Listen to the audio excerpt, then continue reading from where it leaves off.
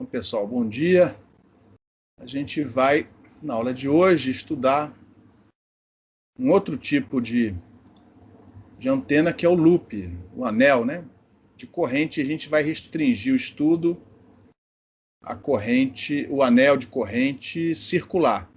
E mais do que isso, a gente vai restringir o estudo ao anel de corrente que a gente chama de loop infinitesimal, ou seja, é um anel de corrente cujo raio é muito, muito, muito menor que o comprimento de onda. Ele tende para zero. Esse anel de corrente, esse loop, é uma antena, ela é utilizada na prática, mas é muito menos comum, muito menos comum do que, por exemplo, o dipolo. Então, do ponto de vista prático, a gente não ganha muita coisa estudando o loop. Talvez até fosse melhor nem estudá-lo nesse curso de antenas, tá? De pós-graduação. Mas eu estudo ele aqui na aula de hoje por um motivo simples, né?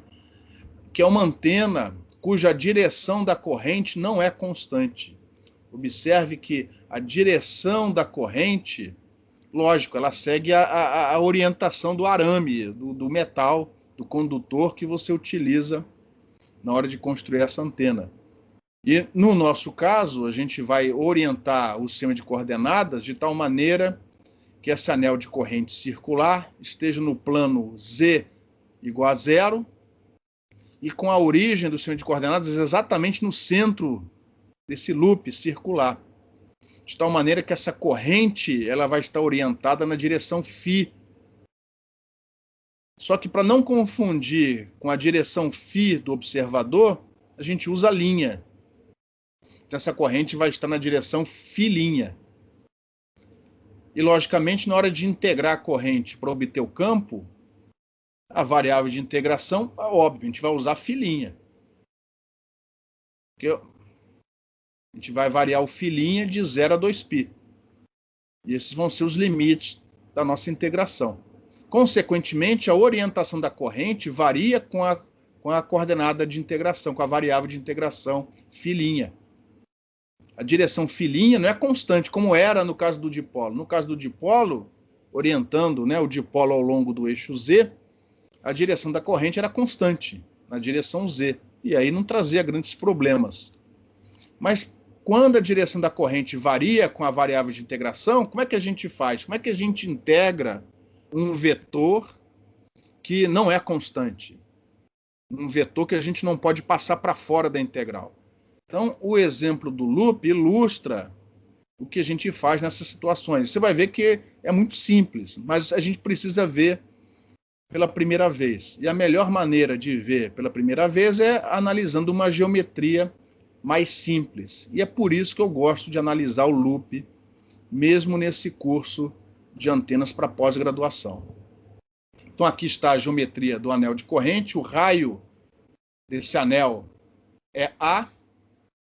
E nesse primeiro exemplo, que é o loop infinitesimal, a gente vai fazer o A tendendo para zero, vai ser o loop infinitesimal, e esse pedaço de arame, esse fio por onde circula a corrente, a gente vai fazer com que esse diâmetro D seja tão pequeno, que a gente vai assumir mais uma vez que a distribuição de corrente é filamentar.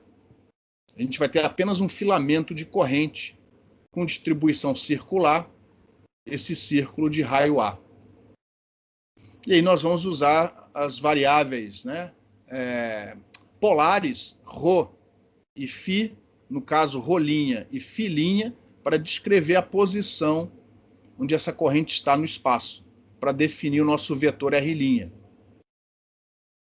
E mais uma vez o observador, o vetor que localiza o observador, vai ser localizado, né, de acordo com as coordenadas esféricas θ, φ e r, sem um linha, para não confundir com as coordenadas da fonte de corrente. E aqui tem... e aí a gente vai assumir, de uma maneira geral, a gente utiliza uma série de Fourier para representar essa corrente, a variação da corrente com a coordenada φ'. Esse seria o caso mais geral. Mas na aula de hoje, eu só vou abordar o dipolo infinitesimal. Perdão, loop, o loop infinitesimal. E, por definição, o loop infinitesimal é aquele cujo raio A tende para zero. Consequentemente, o perímetro tende para zero. Se o perímetro tende para zero, não há espaço para que a corrente varie. Então, por definição, o loop infinitesimal é aquele cuja corrente é constante e zero. Então, nesse somatório, os coeficientes A e B para o loop infinitesimal vão ser nulos. Apenas o I0 vai sobrar. A distribuição de corrente é uniforme, constante, sobre o perímetro da antena. O I0 é constante, mas a direção para onde ela aponta, não. Por exemplo, aqui nesse ponto ela vai estar apontando para lá, ó, na direção do eixo X. Aqui nesse ponto ela vai estar apontando para cá, ó, na direção do eixo Y. Essa corrente ela aponta na direção filinha chapéu. Direção essa que vai variar com a variável de integração filinha. Antes de prosseguirmos, alguma pergunta? Deu para entender a geometria? Sim. Aqui tem uma figura que eu peguei na internet de uma antena em forma de loop circular. Não é um loop infinitesimal, tá certo? É uma antena, tem um certo diâmetro, da ordem do comprimento de onda ou maior, e esses coeficientes eles podem ser ajustados através do que está aqui por trás, para que, por exemplo, o diagrama de radiação tenha um máximo ao longo do eixo do loop, que não é o nosso caso, isso não vai acontecer com a gente. Mas os loops eles podem ter diferentes geometrias. E aqui eu peguei na internet algumas geometrias de alguns loops, não necessariamente circulares. Antigamente, nos aparelhos de... aliás, televisão também. Televisão, aparelho de som, onde possuía, né, o rádio AM, vinha uma anteninha em forma de loop, com várias espiras. Alguém chegou a ver esse tipo de antena? Eu já vi, professor. Aquilo ali é um para loop. rádio AM? Isso, exatamente. Tá. Para recepção de rádio AM. Ali é um loop com várias espiras, umas 5 espiras. Então, também são usados em rádios amadores. Isso aqui, ó, é uma antena de um rádio amador que ele fez em forma de estrela, de flor, sei lá. São várias espiras. Ele fez nesse formato, enfim, para fazer... Aproveitou também para fazer lá uma brincadeira no jardim dele. Então, essas antenas nós não vamos estudar no curso, a gente vai estudar apenas o loop infinitesimal. Tá? Se você tentar encontrar loops na internet, você vai ver que vai ter muito mais dificuldade de obter fotos, figuras de loops do que de dipolos. Dipolos são muito mais comuns, muito mais práticos, muito mais empregados do que esses loops. Então, no nosso caso, vamos nos restringir à seção 5.2 do capítulo 5 do Balanes, o loop de corrente elétrica infinitesimal. Então está aqui a geometria. Como o perímetro é muito menor que o comprimento de onda, essa corrente vai ter uma amplitude zero, lembrando que essa amplitude é complexa, né? Vai ter uma constante zero, é constante, o I0 é constante, não varia ao longo do loop. Porém, a direção da orientação da corrente não é constante, é na direção filinha chapéu. E essa direção varia com a coordenada filinha, com a variável de integração. E aí, como é que a gente faz? Se não me engano, eu vou resolver esse problema inicialmente, né, utilizando os potenciais vetores. Porque essa daqui é uma daquelas pouquíssimas antenas onde a integral, mesmo para campo próximo, sai no braço, por causa desse limite do A tendendo para zero. Então aqui, ó, reparem que está a expressão integral do potencial vetor magnético sem a aproximação. Ó. Aqui está a função de Green do espaço livre completa. Aqui está o infinitésimo de arco, nosso DL'. Em coordenadas polares, o DL vai ser ρdφ. Como no caso o raio é constante, já que o loop é circular, o ρ é A, constante. E aqui está o dφ, como é a coordenada da fonte, eu pus o linha para não ser confundido com o φ, o ângulo φ do observador. E essa integral em φ' vai de 0 a 2π. E aqui está a corrente, I0 na direção φ' chapéu.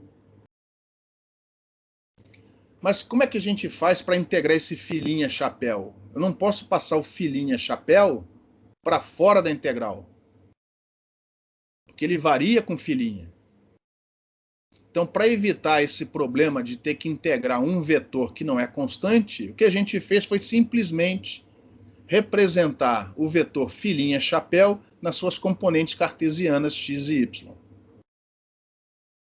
Sempre colocando linha no φ, para não confundir o φ' da fonte com o φ' que está escondido aqui dentro do vetor R do observador.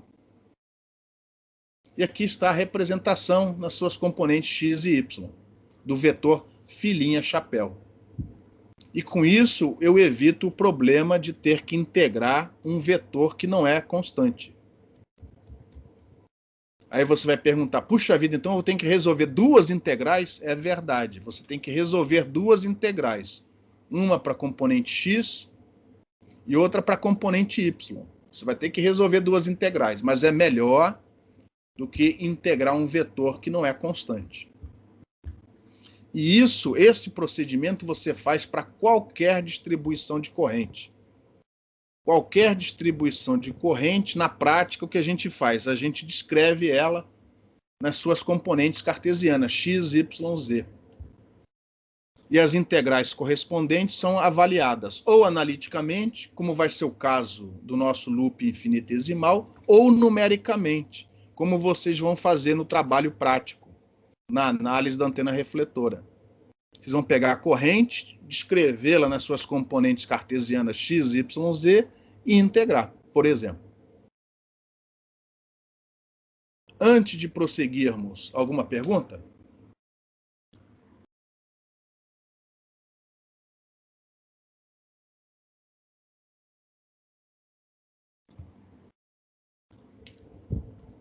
No caso aqui, ó, mais tarde, depois de achado o campo, a gente vai achar resistência de radiação, diretividade, etc. Então, ó, no caso do loop infinitesimal, o I0 é a própria corrente na entrada, já que I0 é constante, né? A corrente na entrada é o próprio I0. Essa integral é dificílima de ser avaliada, a não ser que a gente faça o limite do raio A tendendo para zero. Aí a gente pode avaliar essa integral com mais facilidade. Deixa eu ver aqui o caminho que eu vou adotar. Então, como a gente vai usar as coordenadas polares, linha, eu não vou querer representar o módulo de R menos R' usando as coordenadas cartesianas. Se fosse o dipolo, provavelmente eu ia preferir usar as coordenadas cartesianas. Mas no caso do loop, eu vou utilizar as coordenadas esféricas para o x, y, z e as polares para o x', y' e z'. Observe que, no nosso caso, a corrente ela está no plano z igual a zero. Então, o vetor R' não tem componente na direção z. O z' é zero. Ele sumiu daqui, ó.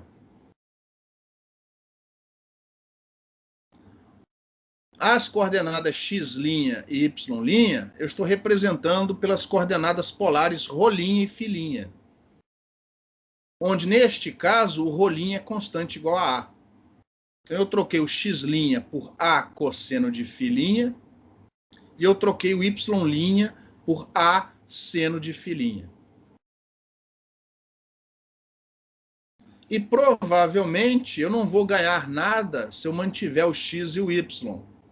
Apesar de serem coordenadas do observador, talvez seja interessante também representar as coordenadas x e y pelas suas coordenadas polares. Foi o que eu fiz aqui. Eu troquei o x por ρ cosseno φ e o y por ρ seno φ. Mantive o z. Não troquei o z pelas coordenadas... Na verdade, a coordenada z já é polar, né? Cilíndrica, no caso. Então, eu mantive o z. Mas o x eu troquei por ρ cosseno φ e o y por ρ seno φ. E repare a importância de você não confundir as coordenadas do observador com as da fonte. Se você esquecer de colocar o linha ou colocar o linha no lugar errado, a solução do problema vai estar toda comprometida.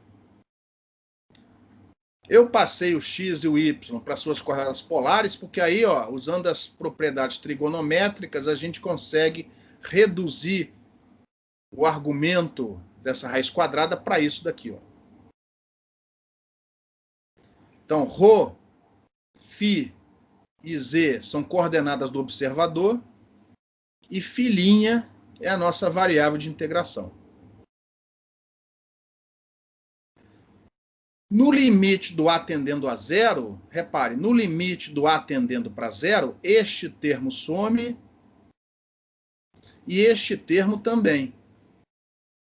E nesse limite, a raiz quadrada fica a raiz quadrada de ρ ao quadrado mais z ao quadrado. Ρ ao quadrado mais z ao quadrado. Ρ ao quadrado mais z ao quadrado não depende de φ'. E, consequentemente, de uma maneira muito parecida com a do dipolo infinitesimal, eu poderia passar essa exponencial para fora da raiz quadrada. E aí eu teria duas integrais para resolver. Seno de φ' de φ' e cosseno de φ' de φ'. Quanto dá a integral de seno ou de cosseno de φ' de 0 a 2π? Zero. Zero. Ou seja, não tem campo? O que está acontecendo? O que está acontecendo é que no limite em que esse raio tende para zero, a contribuição deste ponto é cancelada pela contribuição do ponto diametralmente oposto. Porque um vai ter a corrente apontando, por exemplo, para frente, enquanto que lá no ponto diametralmente oposto, a corrente vai estar apontando no sentido inverso. E aí, quando esse raio tende para zero, essas contribuições, uma anula a outra. Então, se eu fizer o limite pura e simplesmente do A tendendo para zero, eu vou achar uma solução nula. O primeiro momento da solução é zero. Isso não aconteceu com o dipolo infinitesimal, porque o dipolo infinitesimal não tinha um ponto diametralmente oposto para cancelar a sua contribuição. O loop tem. Então, significa que eu vou ter que pegar mais um termo nesse limite. Vou ter que pegar mais um termo do limite quando o A tende para zero. Porque o primeiro termo desse limite vai me dar contribuição nula. Eu preciso do próximo termo. Em outras palavras, o que a gente faz é pegar essa exponencial... essa função de Green, a exponencial aparece só no numerador. Embaixo também tem aqui o módulo. O módulo aparece na fase e na amplitude. Representar esse módulo desta maneira e tirar a série de Taylor no limite em que o A tende para zero. Nós não vamos repetir isso aqui. Eu fiz isso, inclusive, com a ajuda de um software chamado Matemática. E se você expandir em séries de Taylor e operar no limite do A tendendo para zero, você reescreve a função de Green do espaço livre desta maneira. Repare, este é o primeiro termo, que é aquele que eu estava discutindo ainda há pouco, fazendo o A simplesmente igual a zero. este termo, uma vez substituído aqui em cima, vai dar contribuição nula quando eu avaliar a integral. Significa que eu preciso pegar mais um termo. Isso não aconteceu no dipolo infinitesimal, mas acontece no loop. Então eu preciso deste termo também, ó, que é o termo proporcional a AA. Esse termo proporcional a A, o raio do dipolo, vem aqui ó, com cosseno de φ menos φ'. E é este cosseno de φ menos φ', junto com estes outros senos e cossenos aqui, ó, que vai me dar um termo onde a contribuição não é nula. Os demais termos são proporcionais a A ao quadrado, A ao cubo e por aí vai. Estes termos vão para zero mais rapidamente do que este.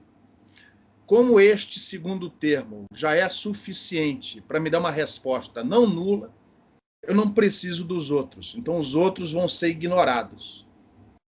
Mas o primeiro termo não pode ser ignorado. O segundo termo não pode ser ignorado. Porque se ele for ignorado, o primeiro termo sozinho vai me dar um campo nulo. Ignorando os demais termos, eu reescrevo isso desta maneira.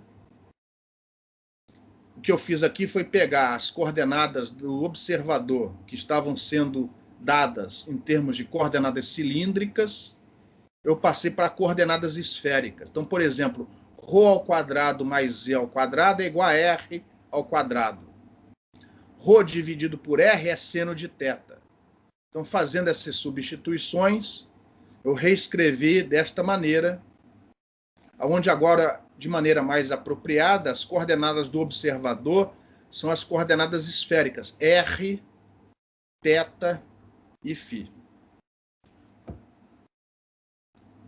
Antes de prosseguirmos com os cálculos, alguma pergunta?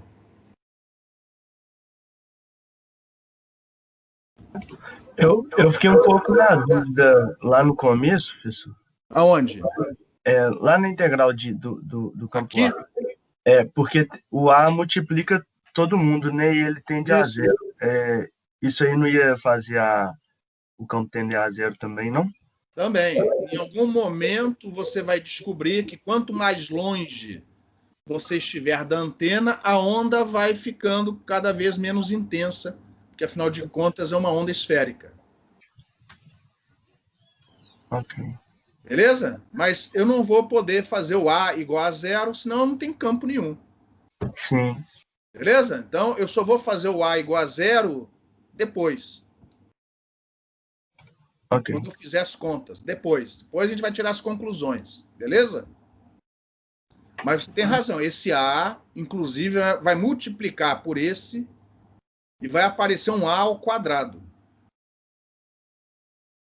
Mas vamos deixar esse comentário para um pouquinho mais tarde. Tá bom. Depois, se você, talvez, se tudo correr bem, você vai entender melhor. Entre outras coisas, por que essa antena é menos eficiente que o dipolo. E, consequentemente, ela é um pouco menos, ela é menos utilizada do que o dipolo. Tem a ver com essa sua questão aí. Alguma outra pergunta?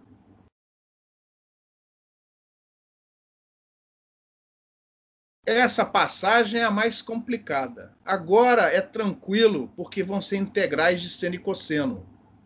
Reparem que esses termos todos aqui são constantes. Eles vão poder ser passados para fora das integrais. Só aquilo que depende de filinha é que vai ter que ficar lá dentro. Então, repare que temos 4 integrais para resolver. Este cara, 1, multiplicando seno ou cosseno, já vimos que essas contribuições são nulas. E depois temos mais 2 integrais, onde esse cosseno de φ menos φ' multiplica ou o seno de φ' ou o cosseno de φ'. Essas integrais não dão zero. E aí nós vamos ter o resultado final. Tá? Então, apesar do trabalho, as integrais que estão faltando são muito simples de serem avaliadas. Então, o que eu fiz foi substituir a minha função de Green do espaço livre por aquela aproximação Não foi simplesmente 1, porque senão ia dar resultado nulo. Eu tive que colocar mais um termo proporcional a A. Repare que o A que aparecia aqui multiplicando o D', eu já passei para fora aqui, ó. Como já foi dito, o primeiro termo, 1, depois de integrado, não me dá contribuição. A única contribuição vem do segundo termo. Nesse segundo termo, já passei estes outros que são constantes para fora. Aqui ele, ó. Já juntei esse A com esse outro A e fiz aqui A ao quadrado. E, finalmente, eu tenho essa integral aqui, ó. São duas integrais. Uma para componente x e outra para componente y. Essas integrais você avalia com muita facilidade. E este é o resultado final após a integral. Na componente x, sobrou apenas menos seno de φ. E na componente y, sobrou apenas cosseno de φ. E aí, depois de muitos e muitos exercícios resolvidos, você olha para isso daqui e fala assim, nossa, mas isso daqui é uma direção esférica. Que direção é essa daqui? Alguém consegue ver de cabeça? Se não conseguir, não tem problema.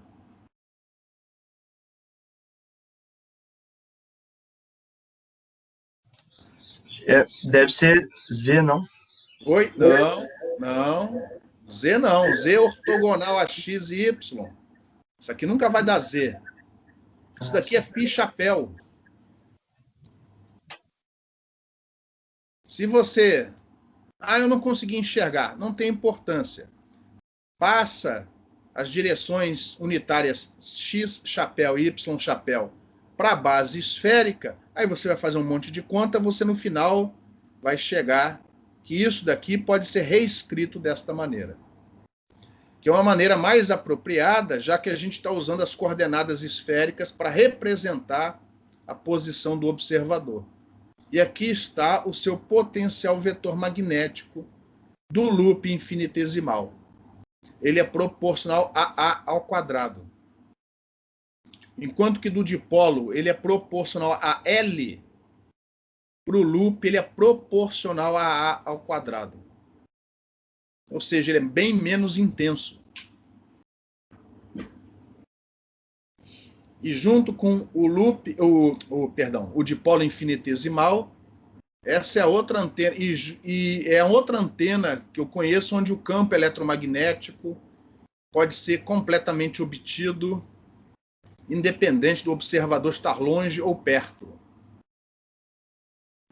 Uma vez obtida a expressão do potencial vetor magnético, você agora deriva esse potencial. Aqui, infelizmente, tem que derivar, né? Porque a gente não pode usar as aproximações do campo distante. A aproximação do campo distante só pode ser usada na região de campo distante. Então, você deriva esse vetor A, sempre usando a base esférica, e no final você obtém as expressões dos fasores campo elétrico e campo magnético. Repare que essa antena é dual ao loop. Eu sempre confundo, quando dipolo infinitesimal. No dipolo infinitesimal, você tinha campo elétrico nas direções R e θ. E campo magnético só na direção φ. Aqui é o contrário. O campo elétrico tem apenas a componente φ, e é o campo magnético que tem as componentes R e θ. As linhas de campo eletromagnético em volta do loop infinitesimal são duais às linhas de campo do dipolo infinitesimal. Um é dual ao outro. Por enquanto, alguma pergunta?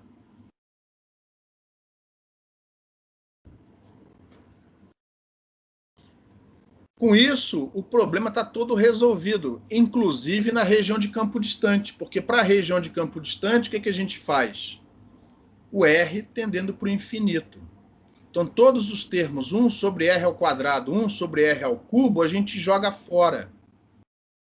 E vão ficar apenas este termo e este termo. Repare que aqui na componente R do campo magnético, aparece 1 sobre R ao cubo, ou 1 sobre R ao quadrado, tem um R aqui fora. 1 sobre R ao quadrado e 1 sobre R ao cubo. Ou seja, na região de campo distante, o campo eletromagnético torna-se uma frente de onda esférica e TEM, como já sabíamos dos problemas resolvidos anteriormente. Então aqui, ó, essas expressões nos dão inclusive a expressão do campo distante. Só que a gente vai resolver de novo como exercício, ou seja, na próxima transparência nós vamos resolver novamente a integral para a região de campo distante, como exercício. Não há necessidade de fazer isso porque o problema já está resolvido. Antes de prosseguirmos, alguma pergunta?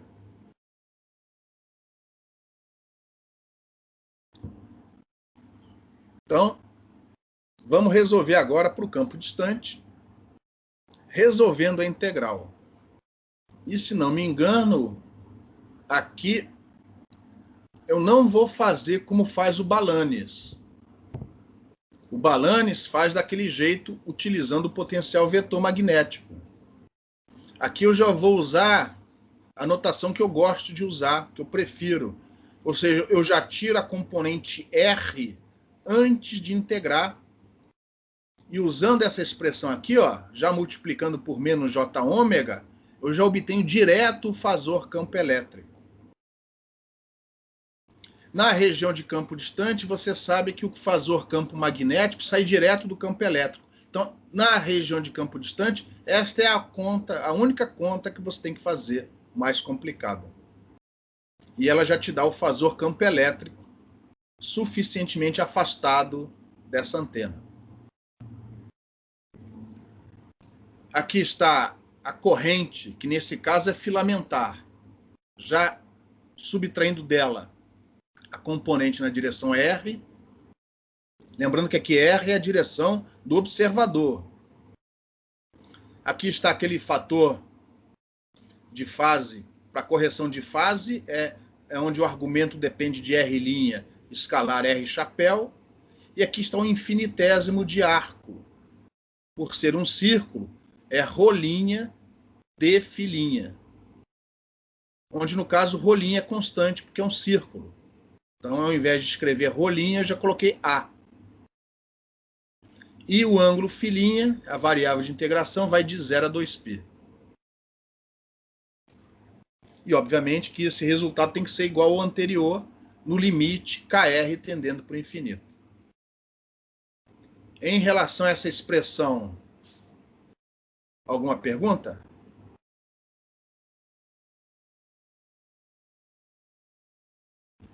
E olha só, como é que a gente faz, já que a corrente ela está na direção filinha-chapéu,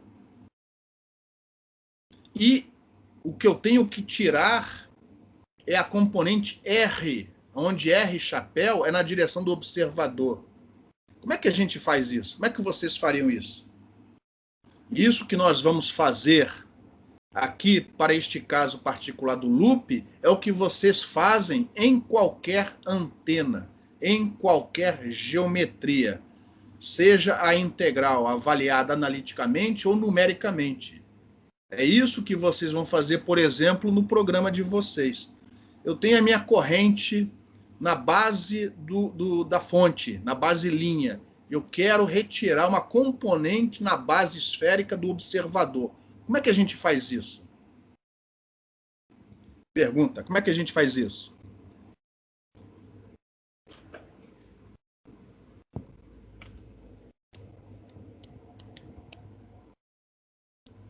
Alguém se habilita? Como é que a gente faz isso?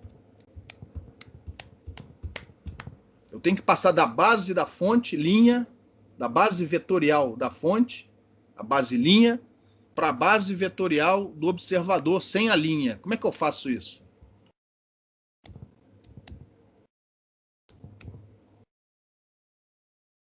Macete. Primeiro, você passa da base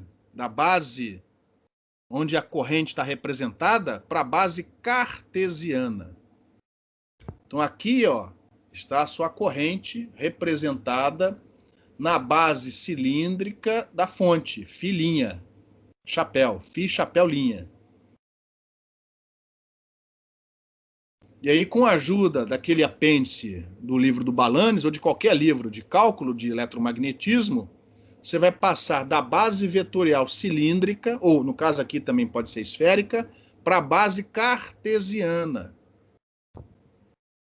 Olha lá. Prestem atenção que essa passagem aqui parece simples, mas ela é importantíssima para o resto do curso. Porque isso aqui você vai fazer com qualquer distribuição de corrente, não apenas com a do loop. Você passa da base vetorial, seja lá qual for, da corrente, da fonte, para a base da fonte, porém em componentes cartesianas. X, chapéu, linha, Y, chapéu, linha, e por acaso aqui não tem componente na direção Z, chapéu, linha. Mas poderia ter, e se tivesse era só colocar o termo correspondente aqui. Aqui só tem as componentes X' e Y'. Em relação a essa última igualdade, alguma pergunta, alguma dúvida?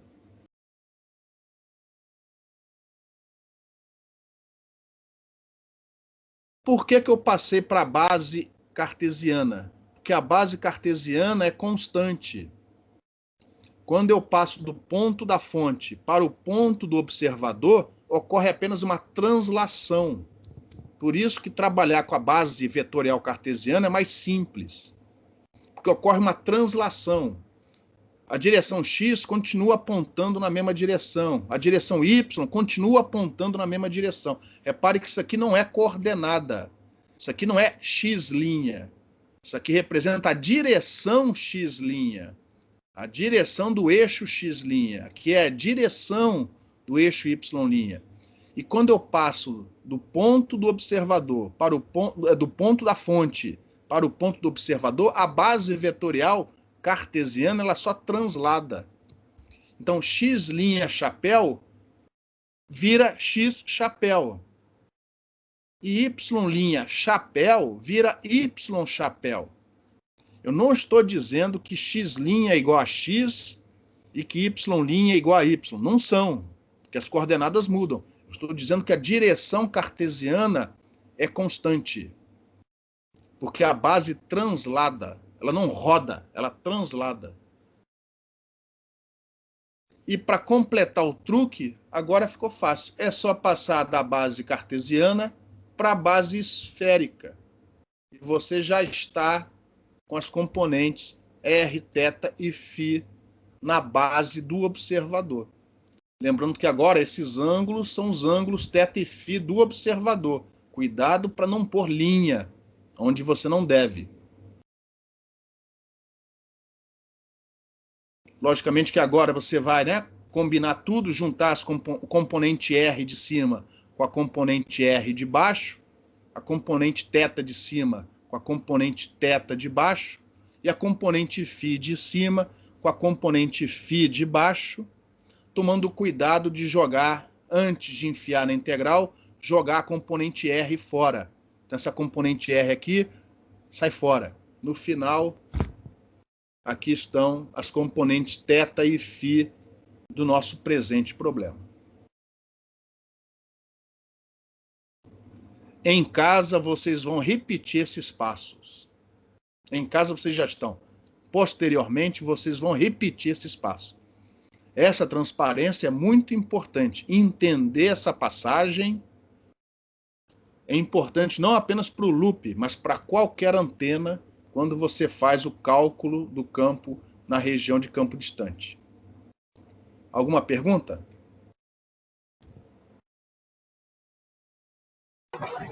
Professor, desculpa, não ficou muito claro para mim dessa segunda linha para a terceira, né? Foi daqui para cá? Não, da de cima. Essa daqui? Essa para de baixo. Você consegue ver os meus dedos? Peraí que eu vou mudar aqui. Isso, muda aí. Todos vocês, muda aí a tela. Aham, tô vendo. Meu tronco é o eixo Z, beleza? Então aqui está a base, aqui está a posição da fonte. E aqui está a base vetorial cartesiana, x, y, z. Beleza? Aham. E aqui, ó, tá a fonte de corrente. Tá aqui a minha base. Você pode abaixar um pouquinho? Eu não tô vendo. Oi, perdão? Pronto. Agora sim. Beleza? Aí eu quero agora calcular a nova base cartesiana, mas no outro ponto. Não mais no ponto localizado pelo vetor R', mas nesse outro ponto localizado pelo vetor R, que localiza o observador. Repara que a base vetorial cartesiana ela translada. Ela translada. As direções x chapéu continuam x chapéu. Y chapéu continua Y chapéu e Z chapéu continua Z chapéu. Ela translada, ela não roda. Então, repare, a base, a direção x' é a mesma da direção x. A então, direção y' é a mesma da direção y. Para qualquer caso, eu posso fazer essa manipulação? Sempre. Exatamente, desde que você use os mesmos eixos para representar as coordenadas do ponto da fonte e do ponto do observador. Se você mudar os eixos, aí muda tudo, pô. Entendeu? Você usa os mesmos eixos para representar tanto o R' como o R. E aí, essa direção cartesiana é constante. Então, você passa da base vetorial da fonte para a base cartesiana, se já não estiver. No caso do dipolo, a gente não fez isso, porque o dipolo tinha a corrente na direção Z. Então, nem toquei nesse assunto. Mas agora não dá, eu tenho que falar sobre isso. Então, você passa primeiro para a base vetorial cartesiana. Essa base vetorial cartesiana sobre o ponto da fonte é transladada para o ponto do observador, e aí você agora passa para o sistema de coordenadas, ou para a base vetorial, que melhor lhe interessa. No nosso caso, a gente quer, na região de campo distante, que a base seja esférica. Aí eu passei da base cartesiana para a base esférica. Entendi. E com isso eu consigo eliminar a componente R e ficou isso daqui. Então a estratégia é sempre essa quando esse unitário em linha for um problema para mim. Qualquer antena. Tá. Sempre, Beleza. sempre, sempre. Por isso que essa transparência é importante. O exemplo é simples, mas o procedimento é sempre o mesmo. Qualquer que seja a antena. Mais alguma pergunta?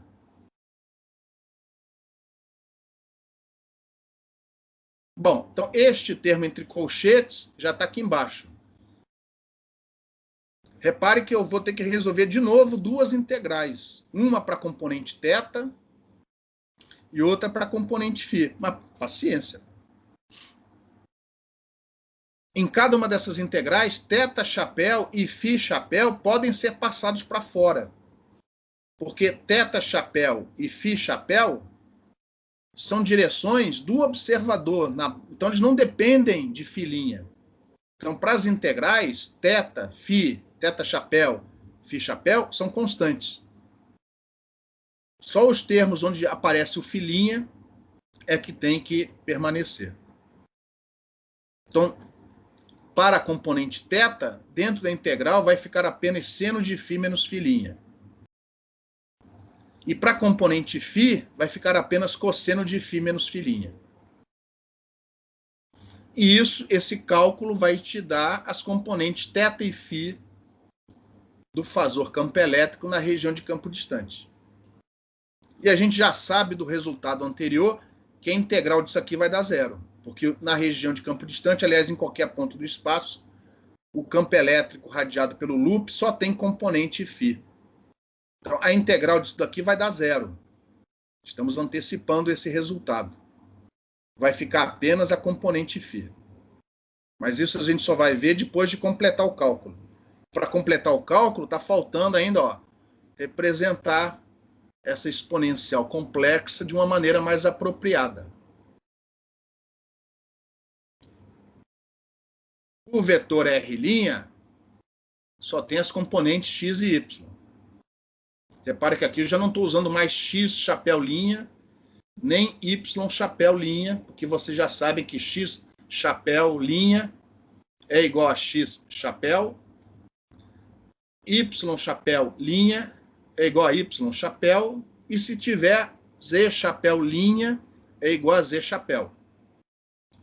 Repare que eu não estou dizendo que x é igual a x linha e y é igual a y linha. Estou dizendo que a direção x chapéu linha é igual à direção x chapéu. Então aqui, ó, já reescrevi o x chapéu linha como sendo x chapéu e o y chapéu linha como y chapéu.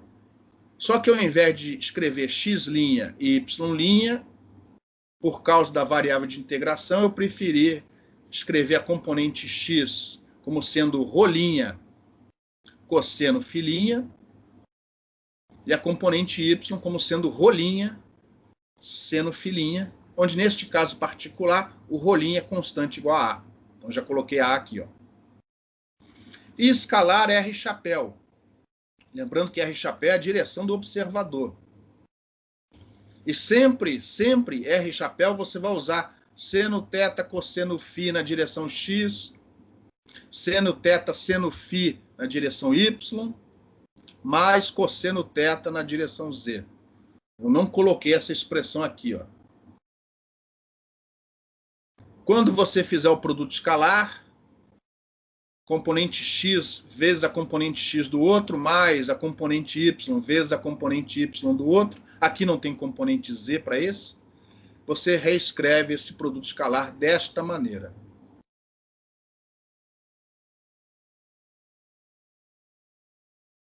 E aqui você tem, então, o argumento da sua exponencial.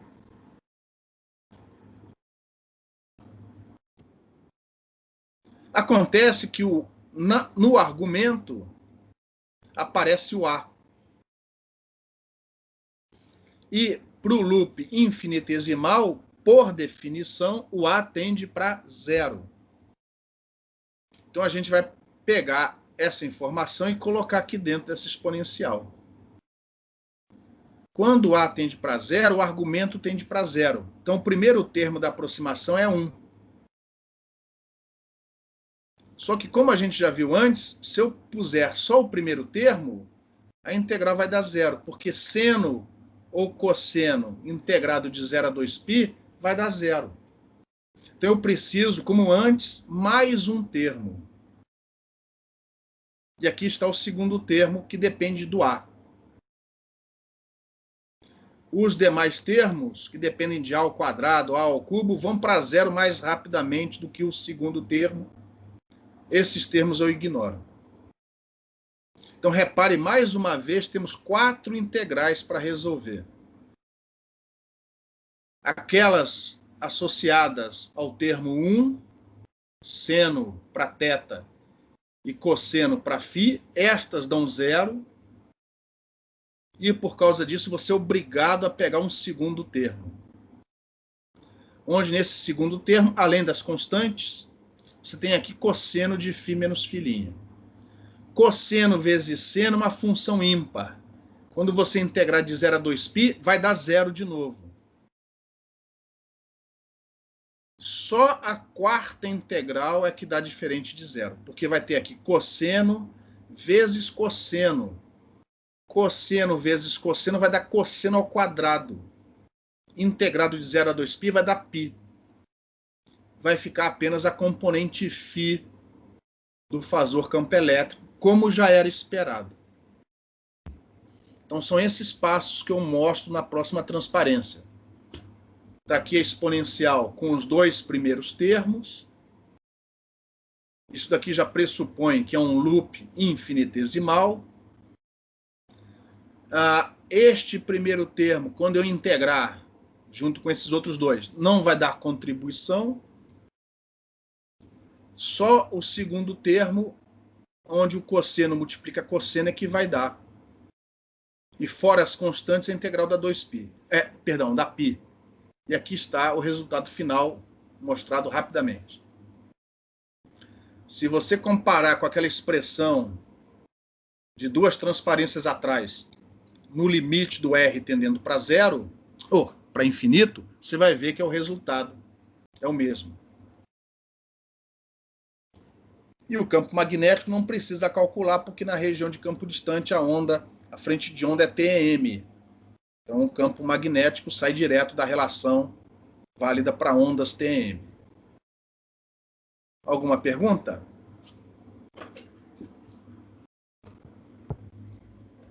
Então não deixem, depois da aula, de repetir esses passos com calma. Com papel e lápis, ou papel e caneta, como preferirem. Façam essas passagens pelo menos uma vez, para entender o que está sendo feito. Não havendo perguntas, o que vamos fazer agora é simplesmente fazer aqueles cálculos que já foram feitos antes para o dipolo infinitesimal. Achar a densidade de potência radiada, a potência radiada, resistência de radiação, diretividade e diagrama de radiação para essa antena. O próximo passo, calcular a densidade de potência radiada. Módulo do fasor campo elétrico ao quadrado dividido por 2 eta. Como o campo elétrico só tem a componente φ, é o próprio módulo da componente φ ao quadrado. Dividido por 2 eta, vai dar essa expressão aqui, ó. Repare que a menos de constantes, ela é proporcional a seno ao quadrado de θ. Seno ao quadrado de θ, igual ao dipolo infinitesimal. Então já estamos antecipando que o diagrama de radiação deste loop infinitesimal vai ser idêntico ao diagrama de radiação do dipolo infinitesimal. Ambos proporcionais a seno ao quadrado de θ. A diferença essencial é que no caso do dipolo, o campo elétrico está orientado na direção θ, chapéu, enquanto que no loop ele está orientado na direção ortogonal, φ, chapéu. As polarizações do dipolo infinitesimal e do loop infinitesimal são ortogonais entre si. Mas a densidade de potência, a diretividade são iguais. Isso a gente vai ver daqui a pouco quando fizer o cálculo da diretividade. Antes de calcular a diretividade, a gente precisa calcular a potência radiada. E a potência radiada, parte ativa, parte real, a gente pode usar aquela superfície esférica no infinito. Mais uma vez, observe que o R ao quadrado do infinitésimo de área vai cortar com o R ao quadrado que aparece no denominador da densidade de potência radiada. Ou seja, a potência radiada não varia com a distância. As constantes a gente passa para fora. O integrando, neste caso, como no caso do dipolo, não varia com φ. Então, a integral em φ vai dar 2π. E, como no caso do dipolo, sobrou uma integral de 0 a π de seno ao cubo de θ. Seno ao cubo porque seno ao quadrado vem da densidade de potência radiada e seno de θ vem do infinitésimo de área. ds em coordenadas esféricas sobre uma superfície esférica é r ao quadrado seno θ dθ dφ. Essa integral aqui, seno ao cubo de θ, vocês têm que saber avaliar. Neste caso, dá 4/3 de π. E, finalmente, aqui está a expressão da potência radiada. E antes de calcular a diretividade, nós vamos aproveitar que aqui temos a fórmula da potência radiada, o módulo da corrente na entrada da antena ao quadrado. Isso permite que a gente obtenha a resistência de radiação.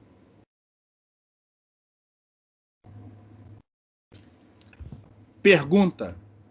Nós já tínhamos visto que o dipolo piquititinho era muito ineficiente.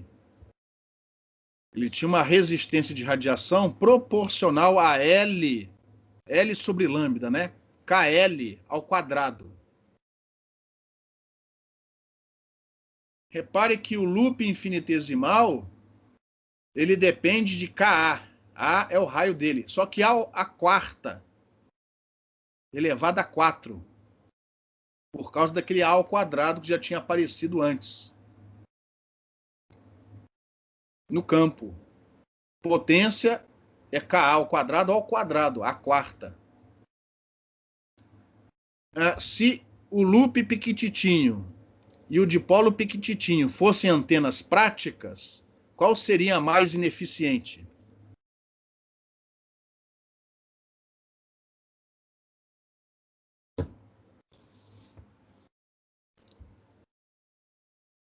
Ineficiente em termos de potência, né? Qual é que teria a menor eficiência de potência? O loop. Oi? O loop. Por quê? Porque vai ser muito menor do que a eficiência vai ser muito menor do que o do dipolo. Exatamente, tem razão. Repare que a resistência de radiação, ó, como Ka tende para zero, elevado à quarta é muito menor. Por exemplo, 0,1 elevado ao quadrado dá quanto? 0,01. E elevado à quarta?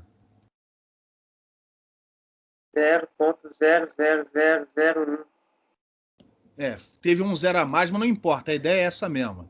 Então, uma coisa muito pequena elevada à quarta é muito menor do que uma coisa muito pequena elevada ao quadrado. Então, a resistência de radiação desse loop, imaginando que tanto o loop como o dipolo possuem o mesmo tamanho de metal, o perímetro do loop seja igual ao tamanho do dipolo. Se eu desentortasse isso daqui, cortasse no meio e fizesse disso um dipolo piquititinho, esse dipolo piquititinho vai ter uma resistência de radiação pequena, porém maior do que a do loop, com a mesma quantidade de fio. Então essa é uma das explicações porque que na prática os loops não aparecem tanto quanto os dipolos, tá? Prosseguindo, como eu tenho agora a densidade de potência radiada e a potência radiada, eu agora posso calcular a diretividade. E olha só o que aconteceu. Quando a gente corta fora as constantes, deu a mesma diretividade do dipolo infinitesimal, que é a mesma do dipolo curto, 3/2 de seno ao quadrado de θ. O diagrama de radiação do loop infinitesimal é idêntico ao do dipolo infinitesimal. Idêntico. Só que um tem polarização na direção θ, ou seja, para o dipolo, o eixo do dipolo e o fasor campo elétrico são coplanares, enquanto que para o loop a polarização é ortogonal. No nosso sistema de coordenadas, na direção φ. Mas o diagrama de radiação mesmo. Ó.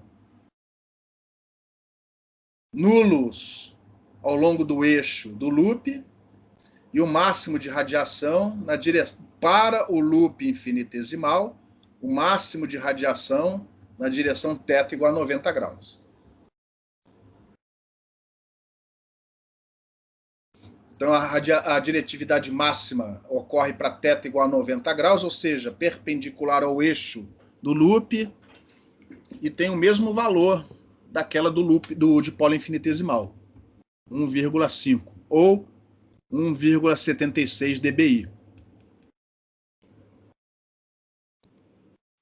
A largura de meia potência desse feixe, como antes, é 90 graus. E não é trivial, mas utilizando um método parecido com aquele da força eletromotriz induzida que a gente viu na aula passada, só que aqui a geometria é uma geometria circular, mas seguindo passos parecidos, mostra-se que a reatância de entrada para esse loop infinitesimal tem essa expressão aqui, ó. Como a largura do arame do fio tende para zero, isso aqui é um número grande na prática, né, grande e positivo. Ou seja, a impedância desse loop infinitesimal é praticamente a de um indutor com uma indutância muito grande. É um péssimo irradiador, assim como o dipolo infinitesimal. Pergunta? Como é que é, professor? Se o A tender a zero, se ele N dá... D tendendo para zero, a gente mostra que isso aqui é uma reatância indutiva com um valor muito alto. Ok. Como a resistência tende para zero com a quarta, então isso aqui é praticamente um indutor. Enquanto o dipolo infinitesimal é praticamente um capacitor, o loop infinitesimal é praticamente um indutor. Se a gente conseguisse ligar isso no final de uma linha de transmissão. É como se estivesse ligando um indutor, quase isso, né? Na linha de transmissão. Ou seja, pouca potência radiada. Loop infinitesimal. Quando o loop é finito, essas observações não são mais válidas.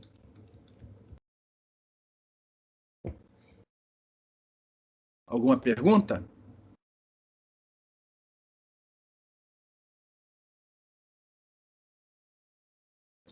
Nessas transparências, eu acho que isso não está no Balanis, tá? Nestas transparências eu resolvo o loop finito, utilizando aquela expansão em série de Fourier para corrente.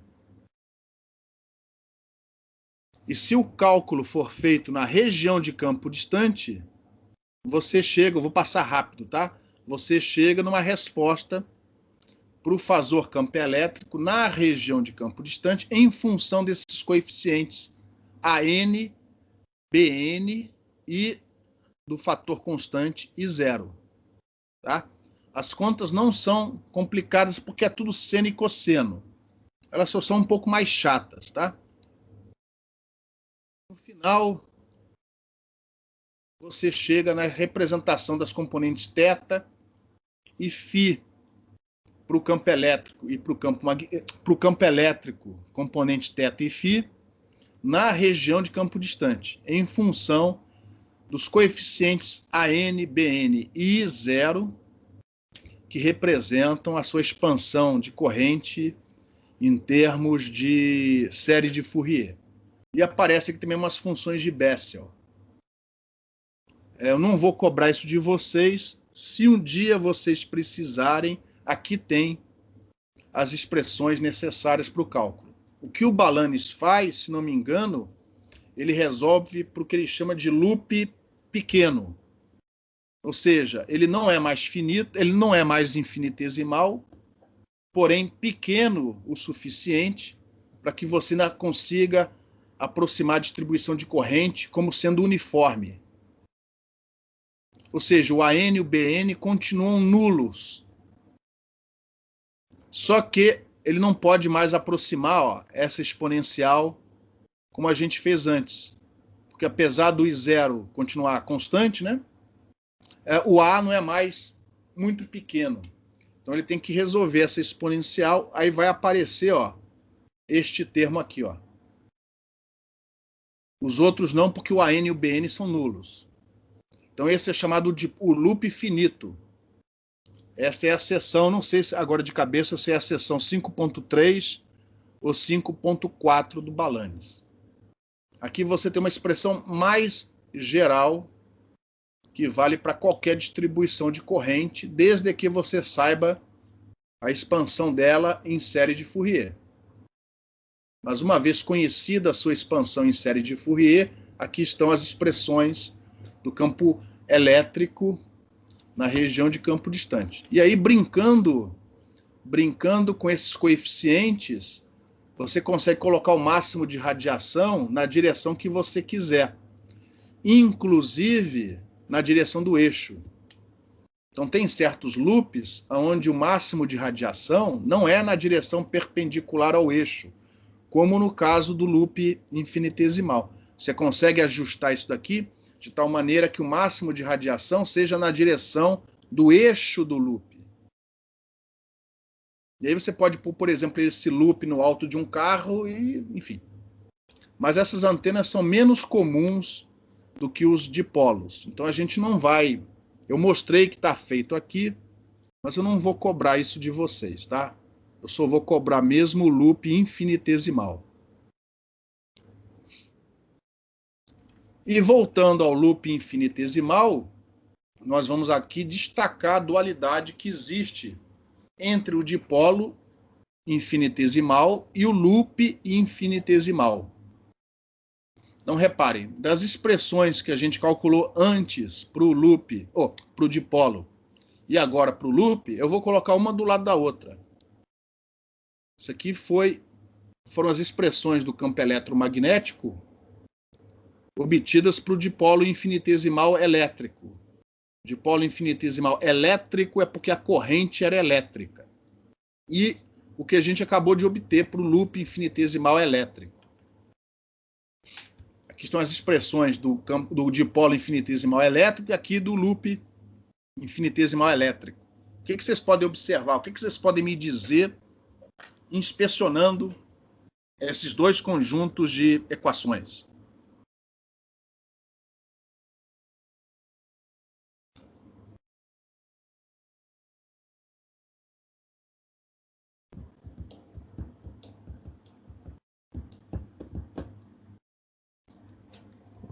O que vocês podem me dizer? Aqui no título. Dá para aplicar algumas relações, né, de dualidade.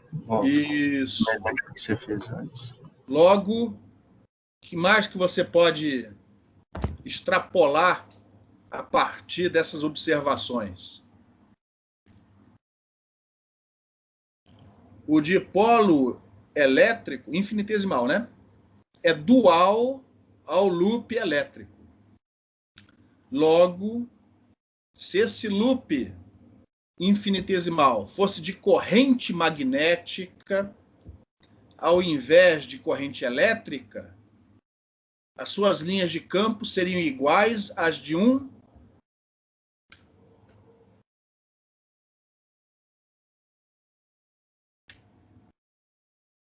Por exemplo, se ao invés de corrente elétrica, a corrente fosse magnética, como é que a gente resolveria o problema? Aplicaria a dualidade nas equações para cada um. Exato. Logo, um loop infinitesimal de corrente magnética irradia como se fosse um dipolo infinitesimal de corrente elétrica? Isso. A menos de uma constante, né? Porque, repara, as constantes são diferentes. Aqui, tem KL, por exemplo. Aqui já é KA ao quadrado. Então, as constantes são diferentes. Mas o resto é igual. As variações com θ e R são iguais. E φ, né? Porque tem a componente φ. Então, repare, a menos de uma constante que você pode ajustar através do ajuste da intensidade da corrente, um dipolo infinitesimal elétrico, ele irradia como se fosse um loop infinitesimal magnético. E um dipolo infinitesimal magnético irradia como se fosse um loop infinitesimal elétrico. Vocês se lembram em física, eu não sei exatamente a matéria que vocês fizeram, em física você tinha o spin de um átomo, o momento magnético do átomo, naquele modelo clássico de um elétron rodando em volta do núcleo, aquilo ali é como se fosse um loop de corrente elétrica infinitesimal. Aquilo equivale a um dipolo magnético. Aquele modelo clássico de elétron rodando em volta de um núcleo, aquilo equivale a um loop infinitesimal elétrico e, consequentemente, a um dipolo infinitesimal magnético. Enfim, nós não vamos usar isso no curso, mas eu estou aqui, então, fazendo essa observação, porque um dia pode ser que vocês precisem. Porque isso daqui ajuda a interpretar o seguinte: o que é uma corrente magnética? Então, essa dualidade que existe ajuda você a entender que uma corrente magnética infinitesimal equivale a um loop de corrente elétrica infinitesimal. Pode ser que um dia isso seja importante para vocês, tá? Então, eu estou fazendo essa observação. Aí, aplicando a dualidade, a gente mostra, então, ó, que aqui está a dualidade nas expressões anteriores. Aqui é o campo radiado por um dipolo magnético e aqui pelo loop magnético. Então, comparando esses 4 conjuntos de equações entre si, a gente chega à conclusão que, se essa igualdade for satisfeita, o dipolo elétrico é idêntico ao loop magnético. E, nessa relação dual, o dipolo magnético é idêntico ao do loop elétrico. E é isso. Observações matemáticas e a aplicação da tabela de dualidade. Alguma pergunta?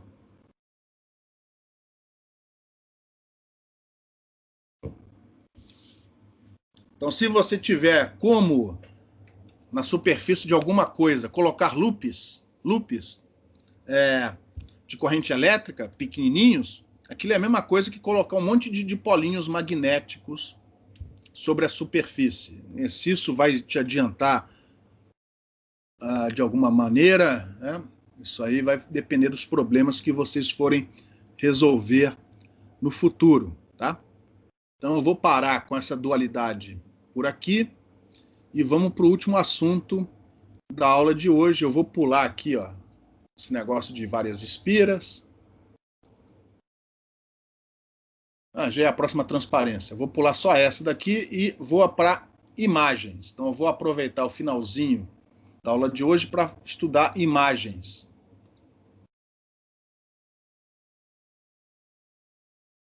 Essa teoria de imagens ela é útil porque planos condutores são bastante utilizados em antenas. Então aqui eu tenho um exemplo bem simplesinho.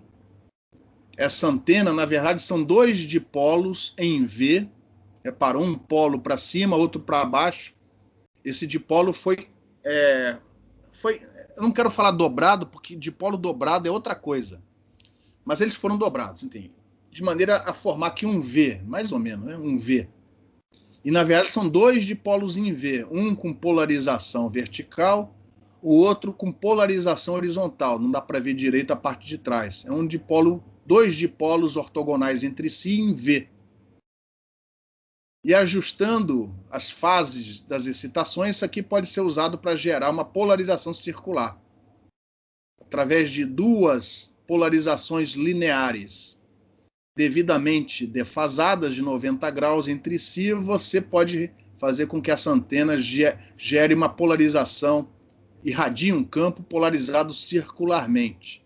Ou mão direita ou mão esquerda, dependendo de quem você adianta e de quem você atrasa. Mas o importante aqui não é a antena em si, mas sim essa grade colocada aqui atrás, ó. Qual é o motivo de se colocar essa grade metálica aqui atrás? É um refletor. É um refletor, exatamente. Ele vai fazer o quê? Essencialmente, ele tem 2 funções.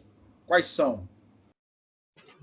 Aumentar a diretividade de antena nessa direção, né? Isso.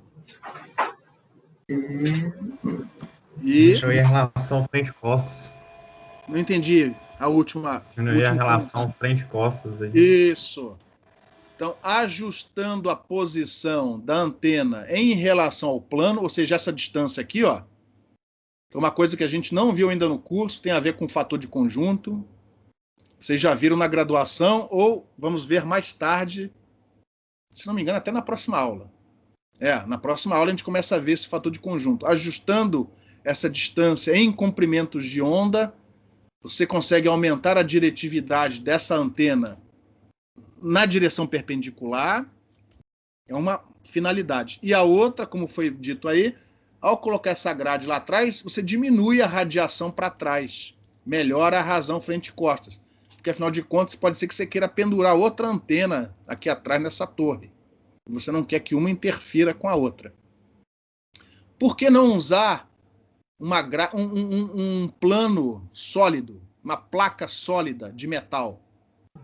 depende da frequência que você está trabalhando, né? Se for uma frequência mais mais baixa, você não precisa colocar um painel sólido, né? Você pode pôr uma grade vazada. E por que é melhor colocar uma grade vazada? Acho que é mais leve, né? Gasta menos material também. Isso, e diminui a ação do vento em si. O arrasto do ar, né? Então, esse fenômeno, o princípio por trás dessa grade é essencialmente o mesmo da porta do forno de micro-ondas. Vocês provavelmente têm um forno de micro-ondas na cozinha. Por exemplo, se você olhar lá a porta do forno de micro-ondas, tem uma grade lá. Você tem lá uma grade furadinha, com os furinhos. Aqueles furinhos, o forno de micro-ondas, esse comercial, né, que a gente tem em casa, ele opera em mais ou menos em torno de 2,4 GHz. 2,4 GHz. Para facilitar as contas, vamos assumir 3 GHz. Em 3 GHz, qual é o valor do comprimento de onda? Se fosse uma propagação, né, no espaço livre. 3 GB, qual é o tamanho do comprimento de onda?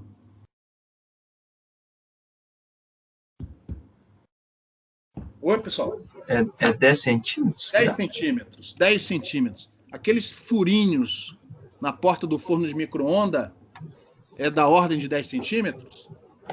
Acho que não, mas acho que a regra é muito menores. É um Então, vigésimo, para né? todos os efeitos práticos, em torno de 2,4 GB, aquela tela ali funciona como se fosse sólida.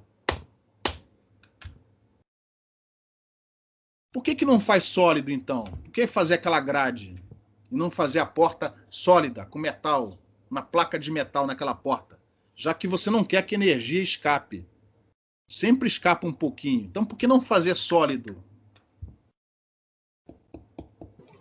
É mais barato fazer vazar. E porque você quer ver o que está acontecendo lá dentro. Na frequência do visível, o comprimento de onda é pequenininho. A luz passa. Então você consegue ver o que está lá dentro, mas a energia escapa muito pouco. Apesar de ser pouco, escapa. Tá? Então você nunca põe a cara colada perto do forno de micro-ondas, que tem energia ali, mas é pouquinha. Tá? Então, a gente vai entender fazer uma análise aproximada dessas estruturas, assumindo, lógico, que isso é um plano condutor elétrico perfeito e infinito. E resolver os problemas usando o conceito de imagens, porque, afinal de contas, tem um obstáculo. Se tem um obstáculo presente, eu não posso mais usar a função de Green.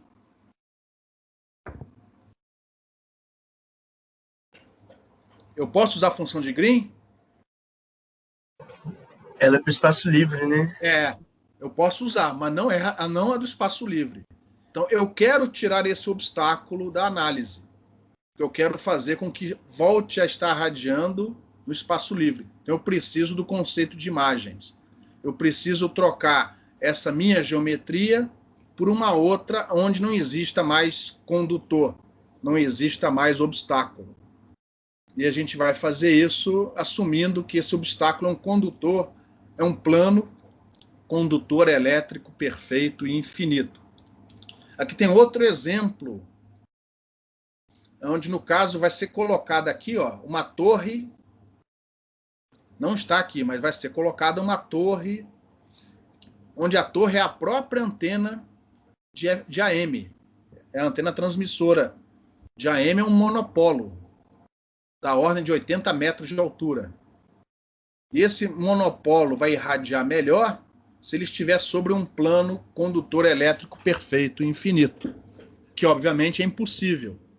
Então, antes de colocar a antena, o pessoal põe essas linhas, essas fitas metálicas aqui no chão, mais ou menos parecido com o que acontece aqui em cima, para tentar fazer com que este solo, na presença dessas fitas, se comporte mais ou menos como um plano condutor elétrico perfeito e infinito. É lógico que não é, né? Mas mais ou menos se aproxima a isso. Então, nós vamos utilizar essa figura e, posteriormente, colocar as correntes magnéticas para ter uma teoria geral. Primeiro vamos começar com as correntes elétricas. E aqui embaixo, um plano condutor elétrico, perfeito e infinito, ou seja, a condutividade, o sigma, tende para o infinito. E como é que a gente faz isso? A gente decompõe essa corrente arbitrária em correntes na vertical e na horizontal. Na vertical e na horizontal em relação ao plano. Quem já viu imagens antes já sabe a resposta. Pode não se lembrar mais, mas aqui você está revendo. Quem nunca viu antes, tem um jeito mais simples de chegar nessa resposta utilizando cargas. Então, quem fez matéria de eletromagnetismo, talvez, na graduação, talvez tenha visto imagem de uma carga na presença de um plano condutor elétrico perfeito e infinito. Por exemplo, se eu tenho uma carga elétrica, um ponto, qual é a imagem correspondente dessa carga elétrica?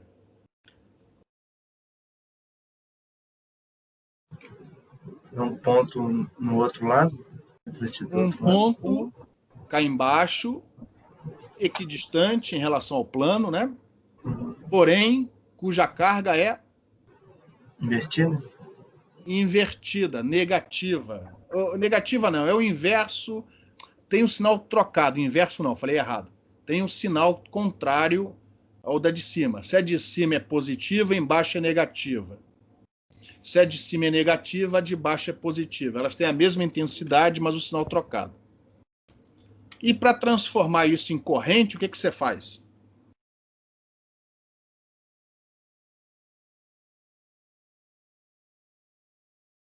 Para transformar carga em corrente, o que a gente faz? Põe a carga em... O que é corrente? Em movimento. Então, por exemplo, se você der um peteleco nessa carga aqui, ó, para cima, isso é uma corrente apontando para cima. Quando essa carga sobe, o que acontece com a sua imagem? Ela desce. Desce. Mas como o sinal da carga é invertido, nós temos que a imagem de uma corrente elétrica na vertical, a imagem dela está em fase com a corrente em cima. Ou seja, corrente na vertical tem a sua imagem em fase. E se eu der o peteleco na corrente para a direita? Por exemplo, a carga estava aqui e ela vem para cá. Isso equivale a uma corrente elétrica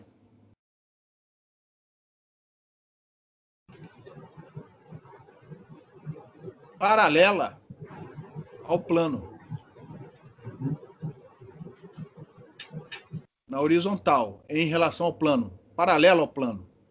Acontece que o que vai acontecer com a imagem? Se a corrente original, a corrente que realmente existe, a carga, perdão, veio daqui para cá, o que acontece com a imagem? Ela vai vir para trás? Não. Ela vai acompanhar também para frente. Mas como a carga tem o sinal trocado, se essa corrente for paralela ao plano, a sua imagem está defasada de 180 graus. E se a corrente, na verdade, estiver inclinada? Aí você aplica a superposição. Você descreve essa corrente em componente na vertical e componente paralela ao plano. A corrente que estiver na vertical vai estar em fase, olha só, as correntes apontam para cima, mas a corrente que for a componente paralela vai ter o seu sentido invertido.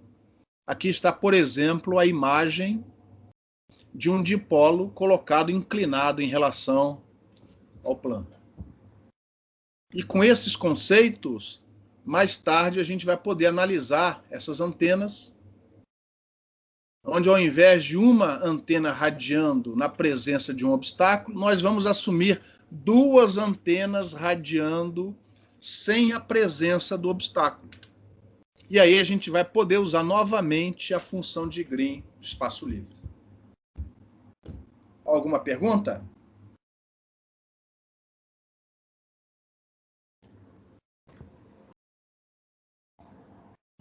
Só, Oi. rapidão, professor, só para ver se eu entendi corretamente. Quando é para a direita, a original vai para a direita mesmo e a imagem também vai para a direita, né? Só que como a carga é contrária, a corrente vai para a esquerda, é isso? Isso. Ah, tá. Não, beleza. Ou melhor do que isso, tá? Como são fasores, o melhor é dizer que a imagem está defasada de 180 graus, de π. É melhor do que falar para a esquerda e para a direita, tá? Simplesmente a imagem está o fasor que representa a corrente da imagem está defasado de 180 graus. Ok. Se por acaso a corrente estiver na vertical, você vai dizer o fasor que representa a imagem está em fase com o fasor da corrente propriamente dita. E você faz isso ponto a ponto. Se a geometria for simples, a teoria das imagens ajuda. Se a geometria for muito complicada, vai ajudar, mas não é tão simples assim. Você vai ter que resolver as duas geometrias ponto a ponto. Ajudou a esclarecer? Sim. Tem outra pergunta? Eu tinha escutado outra voz aí. Mais alguma pergunta? Bom, eu tenho uma pergunta. E se a corrente for magnética? Já que a gente assumiu a possibilidade de termos também fontes magnéticas, e elas vão ser úteis mais adiante, o que a gente faz se a corrente for magnética?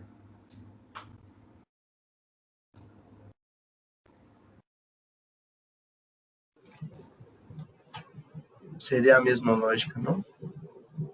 Sim, a gente vai usar uma lógica análoga, né, parecida.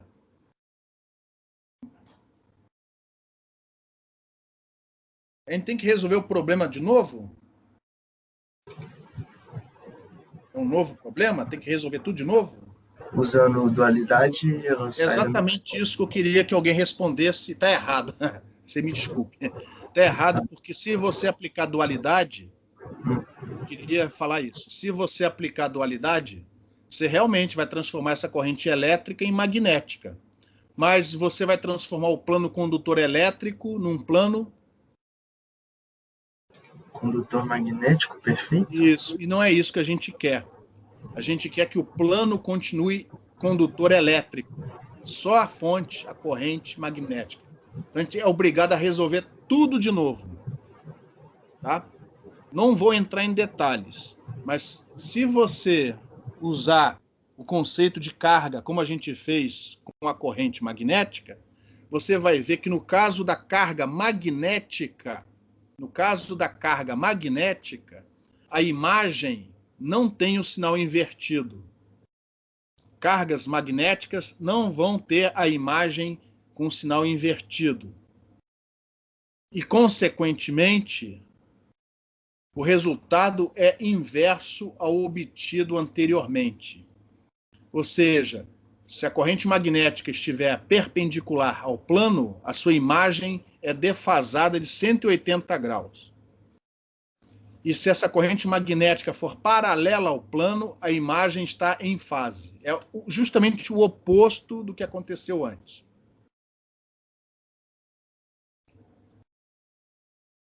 Agora sim, se por acaso você tiver um plano condutor magnético perfeito, que é o dual ao plano condutor elétrico perfeito, agora é só aplicar a dualidade nesses casos que a gente estudou. Os casos com corrente elétrica viram os casos de corrente magnética e vice-versa, tá? E aí tem aqui, ó, agora, apesar da cor ser a mesma, Isso aqui é um plano condutor magnético. E aqui tem os casos, que são os duais ao anterior. O que antes era elétrico, aqui é magnético. O que antes era magnético, agora é elétrico. Então temos 4 casos: condutores elétricos ou magnéticos e fontes elétricas ou magnéticas. Essas combinações nos dão 4 casos distintos, e esses 4 casos estão ilustrados nessas figuras da transparência, tá? O Balanes provavelmente explica isso melhor. Eu aqui estou pegando coisas, conceitos que são vistos em outras disciplinas para chegar no resultado de maneira mais rápida, tá? Quem fez ou quem for fazer a matéria de campos eletromagnéticos harmônicos vai ver isso novamente. Tá? Quem já fez campos harmônicos já deve ter visto, se ainda se lembra, né? A gente vê isso em campos harmônicos. Eu vou mostrar aqui só 2 ou 3 exemplos de como usar essa teoria de imagens na solução de alguns problemas. Então eu comecei aqui, ó, mostrando um caso que provavelmente alguns de vocês já viram nas aulas do professor Cássio, nas aulas de caracterização de canais rádio, que é assumir que o solo que está por baixo do seu enlace de rádio, ele é localmente, né, no entorno do ponto de reflexão, do ponto especular, ele é localmente plano, e depende, se essa incidência for rasante, se esse ângulo alfa for próximo de 0, é comum aproximar o plano por um plano, o solo, no caso, por um plano condutor perfeito. E aí o que você faz? Você pode usar o conceito de imagens para dizer o seguinte, ó, o campo total que chega no receptor é o campo incidente mais o campo refletido. Aonde, usando o conceito de imagem, o campo refletido é o campo que vem irradiado da antena imagem. Aí o pior que pode acontecer é você anexar aqui, ó, multiplicar por um coeficiente de reflexão, caso esse condutor não seja perfeito, né? Aí você anexa, ó, multiplica pelo coeficiente de reflexão associado à reflexão aqui em cima. Então esse conceito de imagens muitas vezes ajuda a reinterpretar esse problema como sendo o campo radiado pela antena original mais o campo radiado por uma antena imagem. Esse conceito, por exemplo, é muito utilizado em traçados de raios. Quando você quer caracterizar um ambiente urbano utilizando raios. Você pode calcular as trajetórias dos raios utilizando o conceito de imagem. Lógico, desde que a reflexão ocorra numa interface plana. Se essa interface for curva, aí a coisa dificulta um bocado. Alguma pergunta? Outro problema que pode ser entendido um pouco melhor usando o conceito de imagens é o monopolo, a radiação por um monopolo. Por exemplo, isso aqui poderia ser a torre que representa a antena num sistema de radiodifusão AM. Lógico, ela nunca vai estar sobre um plano condutor elétrico perfeito e infinito. Mas você pode assumir, como uma primeira análise, que esse monopolo encontra-se sobre tal plano. E ao invés de fazer esta análise, que provavelmente vai ser um pouco mais complicada, pela presença do obstáculo, você substitui isso aqui, ó, pela imagem. Que, obviamente, a equivalência só vale do plano para cima. Consequentemente, um monopolo nas condições originais equivale para o plano, para a região acima do plano, equivale ao campo radiado por um dipolo. Dipolo. Exatamente. Então, tudo aquilo que você aprendeu no dipolo, você pode utilizar aqui. Então, um monopolo de lambda sobre 4, idealmente falando, se realmente ele estivesse radiando, na presença de um plano condutor elétrico perfeito infinito, para esta região de cima, que eu chamei aqui de região 1, o campo equivale ao campo de um dipolo, com o dobro do tamanho, um dipolo de 2L.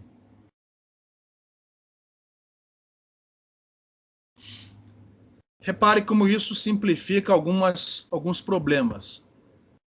Quando eu for calcular a potência radiada pelo monopolo, que valor eu vou encontrar relativo ao do dipolo?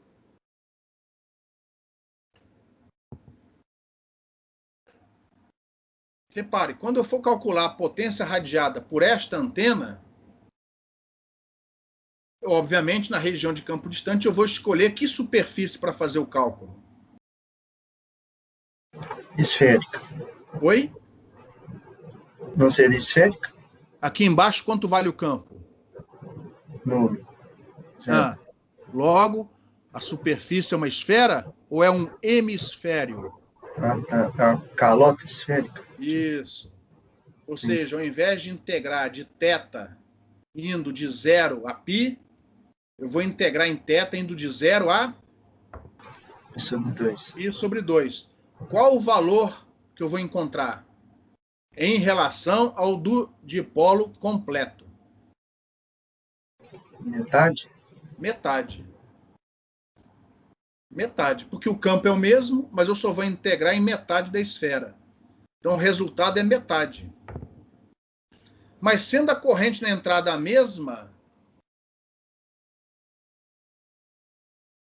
eu chego à conclusão que a impedância de entrada de um monopolo é a metade da impedância de entrada do dipolo com o dobro do tamanho. Por exemplo, um monopolo de lambda sobre 4, idealmente, vai ter impedância 73 mais J, 42,5, tudo isso dividido por 2.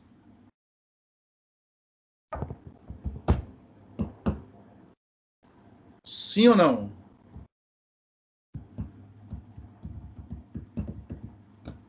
Então, a impedância de entrada de um monopolo de lambda sobre 4, quando este irradia verticalmente a um plano condutor elétrico perfeito infinito, é a metade da do dipolo com o dobro do tamanho, irradiando no espaço livre.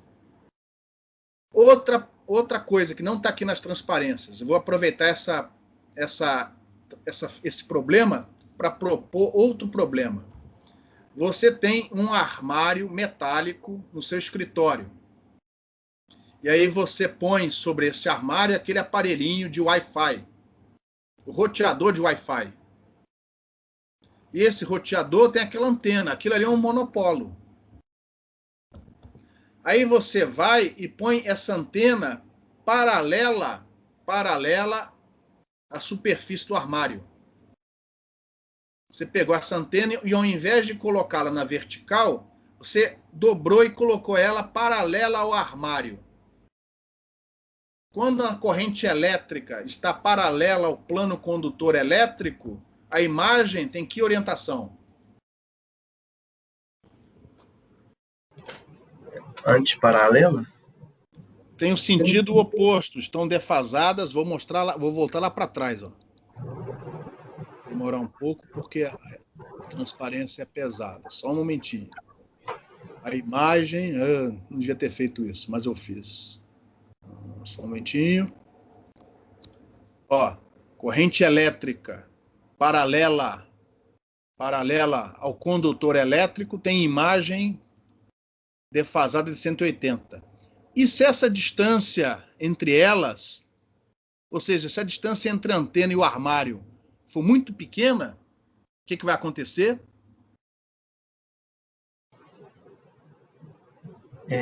Vai ter interferência destrutiva, tipo assim, não vai irradiar nada? A radiação diminui. Ou seja, a impedância de entrada da antena vai tendendo para o infinito. Na verdade, vai tendendo para um curto. Corrente na superfície de um condutor elétrico perfeito não irradia. Quem fez campos harmônicos já viu isso. Então, quando você tiver esse aparelho de Wi-Fi, esse roteador de Wi-Fi, né, sem fio, evite de colocar a antena paralela à superfície do armário, do metal, porque você está, na verdade, diminuindo a eficiência de radiação daquele aparelho, daquela antena. Isso vale tanto para transmissão como para recepção. Então, idealmente, você tem que ter a antena perpendicular em relação, ou um pouquinho inclinada, dependendo do caso, em relação, mas nunca na paralela, entendeu? Então, você pode interpretar isso, entender isso também utilizando imagens. E isso aqui é mais um...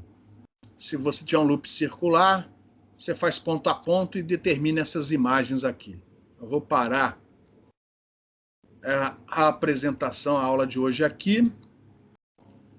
Isso termina o conjunto número 4 de transparências.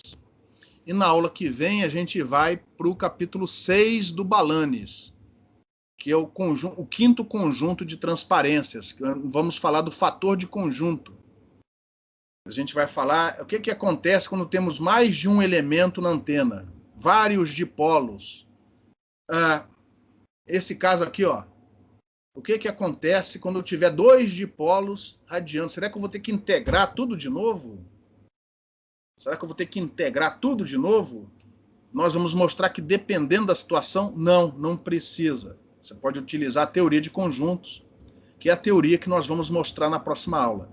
É a teoria que ajuda a entender o que acontece quando a gente usa mais de uma antena transmitindo e, consequentemente, recebendo. O que acontece quando a gente usa várias antenas refletoras para formar um radiotelescópio maior? Por que na radiodifusão FM, ao invés de um dipolo, a gente usa vários dipolos em linha? Por que usar vários dipolos ao invés de um dipolo? Então, essas perguntas, tudo correr bem, nós vamos responder na próxima aula. Nossa, voltou a ter esse fundo de tela.